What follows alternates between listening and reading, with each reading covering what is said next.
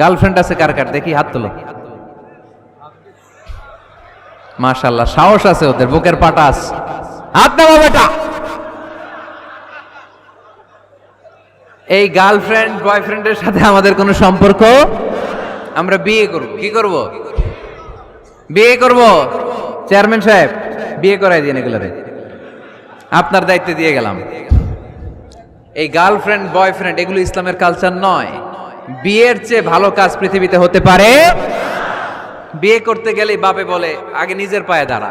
তো এতদিন ও কার পায়ে দাঁড়াইছে? ছেলে মেয়েদেরকে সাহস দেন, ছেলেও পড়বে। ওই যে একজন চিল্লান দিয়ে উঠছে, ওর কমন পড়ছে, কমন পড়ছে। মাশাআল্লাহ।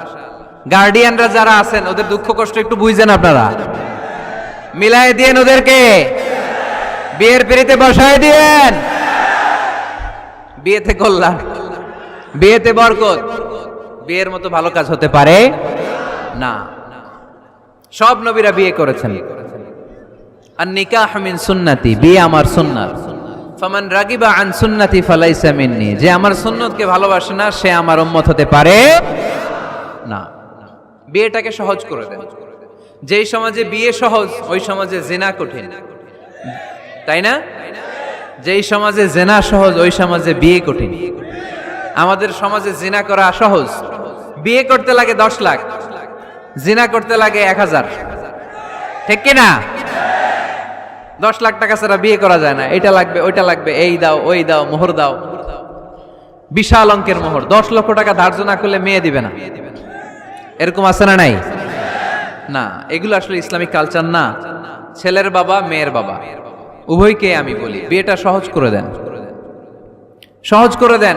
ছেলে পড়াশোনা করুক, সমস্যা নাই, মেয়েও পড়ুক, কিন্তু তারা পবিত্রভাবে তাদের সম্পর্ককে মেনটেন করুক। ঠিক কিনা? তাদের এই যৌবনের তাড়নায় যে পাপের সাথে জড়াবে তার পার্সেন্টেজ গুণা বাবা হিসেবে আপনার কাঁধেও আছে না নাই? এজন্য বাবারা সাবধান, মায়েরা সাবধান, বিয়েটাকে সহজ করেন। এই এলাকার যুব সংঘ যারা আছো, তোমরা একটা ক্যাম্পেইন করবা এই মাহফিলের পরে, টাইমলি ম্যারেজ ক্যাম্পেইন।